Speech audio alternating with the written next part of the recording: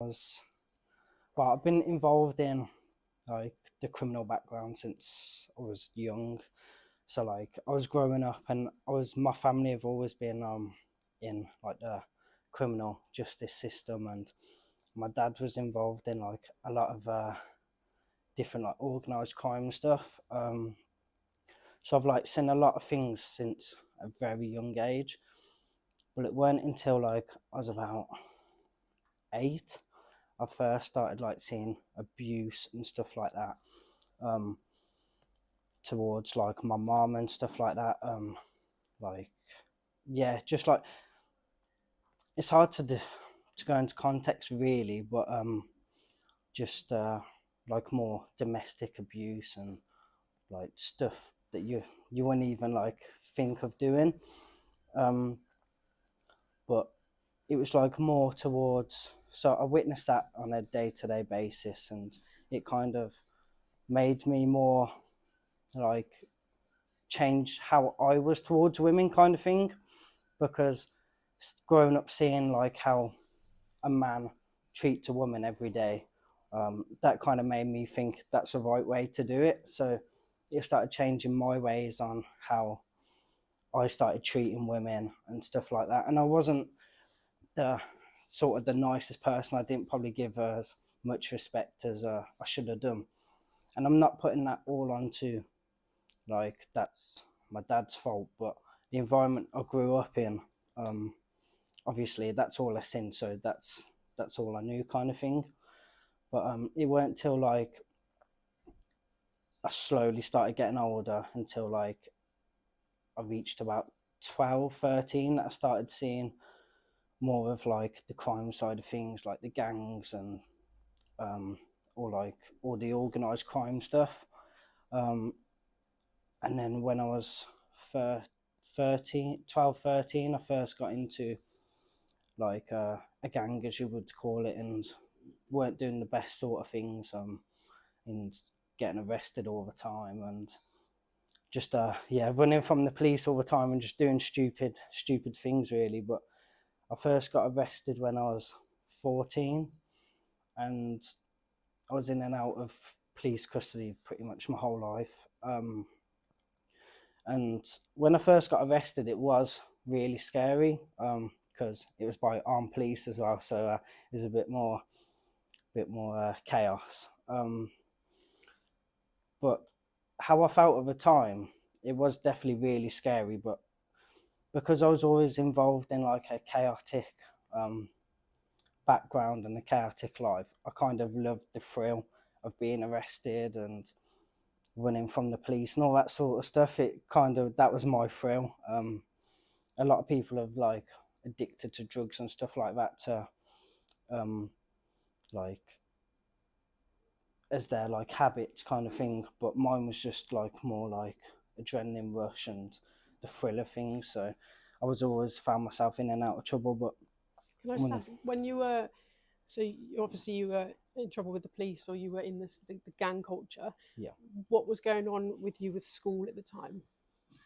so I was pretty much every school I went to, I didn't last longer than 2 weeks.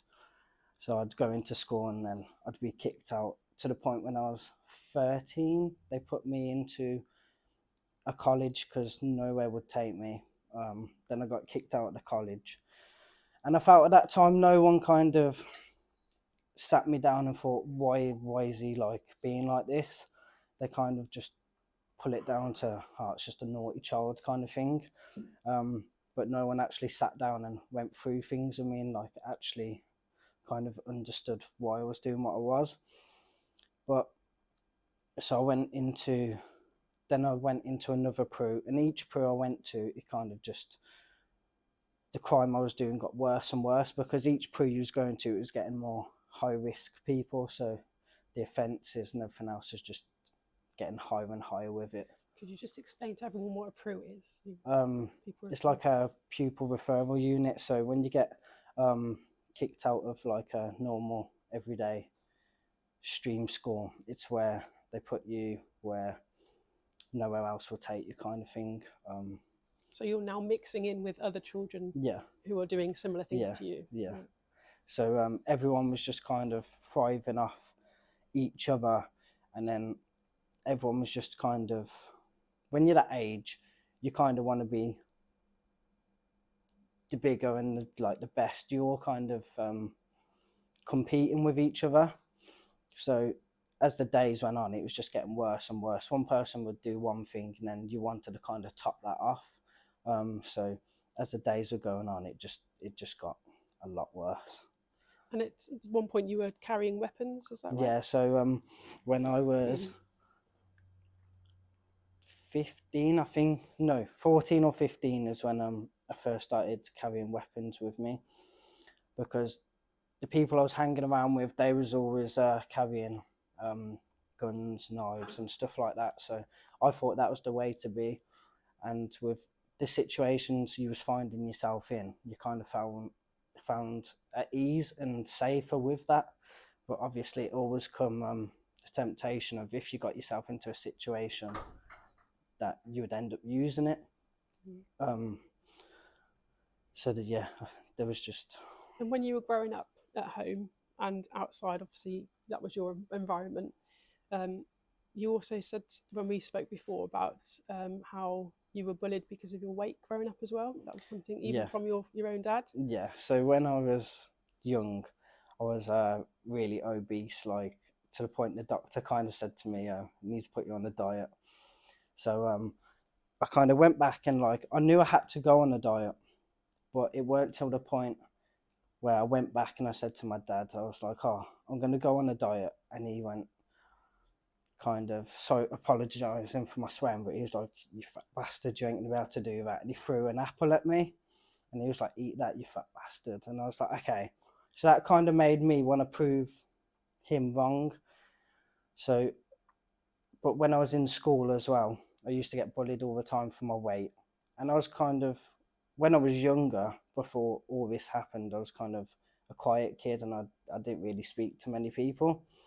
But it weren't till, as the years got on, I was seeing more things and I was getting bullied, that I thought, like, I've had enough now. So as the years went on, I kind of just reached that breaking point, and I ended up just kind of, yeah, just going on a bit of a rampage. And that's when like all the violence started, and I did finally lose the weight. But then it went to like the other end of the scale, where I was like severely anorexic, like really bad. And it weren't until a few years ago now, it was about like 4 years ago, where I kind of found like a healthy balance. And that was from when I was in prison. I was speaking to people, and I kind of, there was someone in there that was my mentor, and he guided me through the right ways. Lovely. We'll talk about that in just a second. If I can pull you back slightly to when you were growing up, what was your relationship like with your mom growing up as well? Because there was times where you saw her, Yeah. Obviously a victim of crime herself. Yeah. Me and my mom did have a very strong relationship, to the point where I'd always try and defend her with when it was getting physical. But I was so young, I couldn't overpower my dad or anything like that. So I always, I'd always try and be there for her. But it got to a point where it was just making it worse. And it wasn't, sometimes she'd get abuse off the people that my dad had there as well. So it was not only watching it from my dad, it was also watching it from everyone else as well. But it weren't until I got a lot older that I did finally start defending her. But as I grew older, and I was like never at home, because I just didn't want to see it no more, I started to not hate my mom, but kind of think she's like keeping herself in this situation now. And like she's putting me and my other brothers and sisters through it at the time. So I kind of turned to not hate her, but just not agree with what she was doing. And it weren't till I got older and I matured that I realised it's not as easy just to leave. So obviously you had a lot of police coming into your home when you were growing up as well. Yeah. What was your view of the police when you were growing up at this point? So sort of 8, 9, 10 years old. When I was that young, to be fair, we had police at our house pretty much most days. Not only for the crime side of things, but my brother's also got learning difficulties and he's got like psychosis and stuff. So it was also challenging with that aspect of things, and the police was always there because when he'd be on like his episodes, he'd try and cause violence to us as well. So in that aspect of things, I found the police was really helpful. If it wasn't for them at times, it probably would have gone dangerously wrong. But as the years went on, I found that I got treated differently when I got arrested. So the younger I was, they was amazing with me. But I've noticed as like I got older, the ways that they deal with me was different. There was more understanding when I was younger, but obviously as the years got on, it was just like, oh, we see him all the time now, kind of just, yeah. I just felt like I got treated a lot differently from when I was younger to now, kind of thing. And could you explain? So you then first came into contact in police custody at around about 14, Yeah, is that about right? 14, yeah. So at that point, obviously, you've got all of this history going on. You found yourself in police custody. How were you feeling at that point? I was definitely, I didn't know what to expect. So I was kind of a bit of like, oh God, like I've never been caught before now. I'm getting questioned for something that was quite serious at the time. So I was like, my emotions was all over the place, but the police was pretty good to me at that time, and they sat down with me and kind of went through everything. But it was just as like the time went on, it was kind of the more I was just finding myself. So I left police custody, and then I went back, and everyone spoke about the offence and stuff like that, and then I kind of thought I would have learnt from it being arrested, but because all the charges got dropped and stuff like that, it was like, I've kind of, even though that offence was nothing to do with me at that time, it was just like, we can actually get away with this. So it just like kind of escalated from there, really. Right. What was going through your mind when you were in custody at that time? That so young. I was more scared of like my dad was going to find out, if I'm honest. That was kind of what was going through my mind because I didn't know how he was going to react because of everything he was doing at the time and kind of causing attention to himself. I definitely was bricking myself in the cell, and that's all I was thinking. I wasn't even thinking about the offence, to be honest. I was more thinking about when I get home, what am I going to get? But when you're in police custody, I think they ring you responsible adult. And at that time, they rang my dad, and that kind of made it a hell lot worse for me.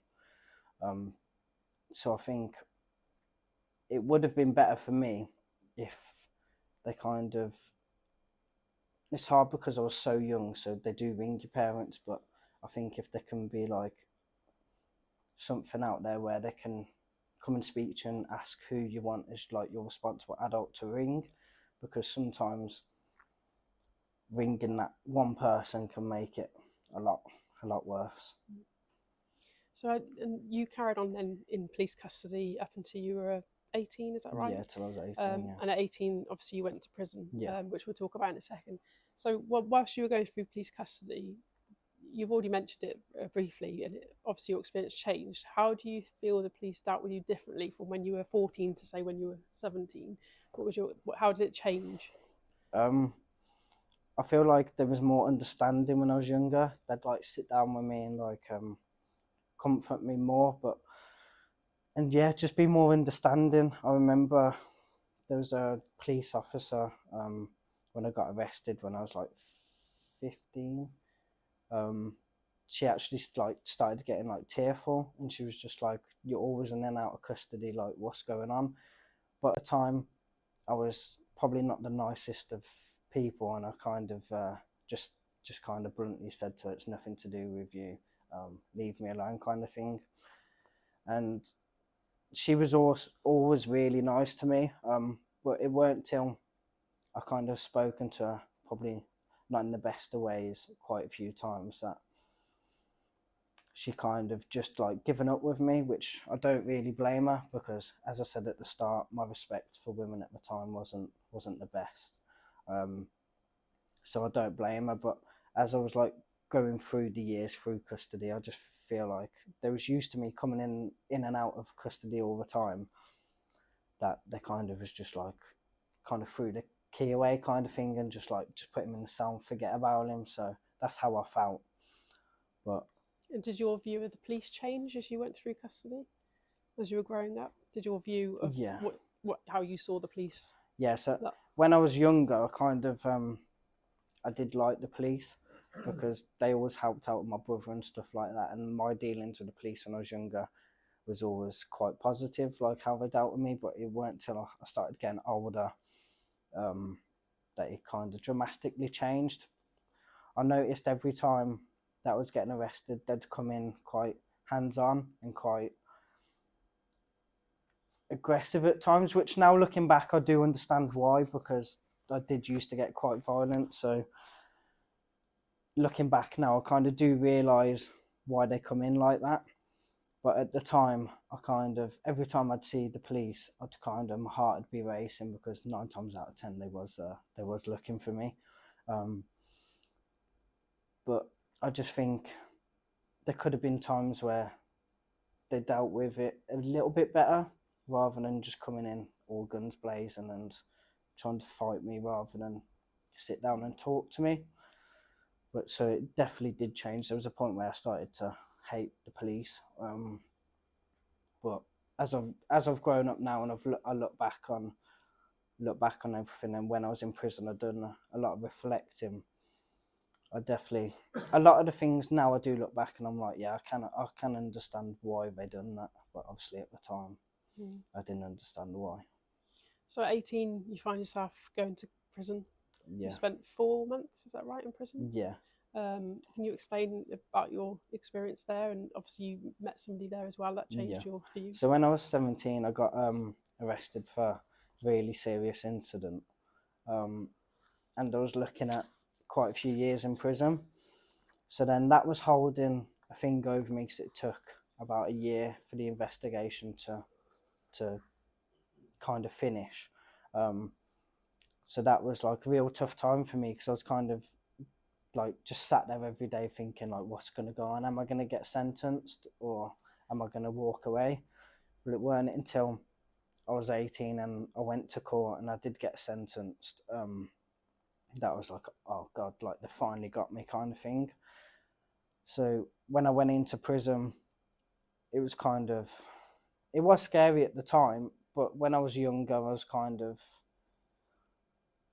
I didn't have much fear, because I was always involved in a lot of around a lot of serious people. I thought it can't get much worse than this. So when I went into prison, I kind of went in with the wrong attitude, and definitely did find myself in a lot of trouble. But it weren't until I gave the wrong person the attitude, and he kind of sat down and spoke to me, and like we kind of got into an argument at first, and then it weren't until the next day where I got released from my cell again. I gave him attitude again, and he started laughing, and he was like, "You remind me of when I was younger." So we kind of started to get talking, and then he asked one of the officers to like pad me up with him in his cell, and we kind of got talking over the weeks went on, and he used to try and like tell me things to change my ways, and I used to say to him, "Oh, no, but I'm different. I'm clever. I can get away with it." And he kind of said to me, "Well, if you was that clever, you wouldn't be here right now." And I was like, he kind of is right. So it weren't till the time had gone on, and he was just going through like, because he was in gangs as well when he was younger, but he was doing like a 20-year stretch in prison. So he was in there for a long time, and he was just like, there's only one way out of like the gang crime, is either alive or dead or in prison pretty much. So it kind of did make me realise, and as the times went on, we went into more in-depth conversations. And when I left prison, I kind of thought, it didn't hit me straight away, but like when I left prison, I kind of come out, and I did fall back a little bit, but then I managed to like pull myself back up, and I just went back to the conversations me and him had, and I was just like, he is right. If he can do that for me, then I want to kind of change my ways and be able to do that for other people. So And when you came out of prison, what was life like on the outside, if you like? Did you have any support around you at that point to be able to no, I had encourage you? no support whatsoever. I kind of come out, and when you come out of prison, you have so many appointments you got to go to, like probation and stuff like that, and the time frame they give you to get there kind of makes it impossible. And you kind of think, you know what, in prison you have, it's like a strict regime where like you wake up and your day's set out for you. So when you come out, it's kind of like you don't, like, you're not used to doing that.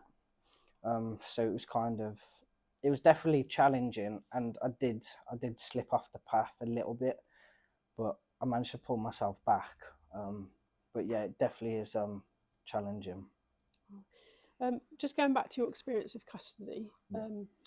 did you ever meet an ICV at all in your No, I didn't at my in my time of going in custody. Really, there was probably once or twice that I did briefly speak to one, but I was just not in the right frame of mind to be spoken to, so they kind of just leave me alone, kind of thing. Because I'd 9 times out of 10 be kicking off in my pad.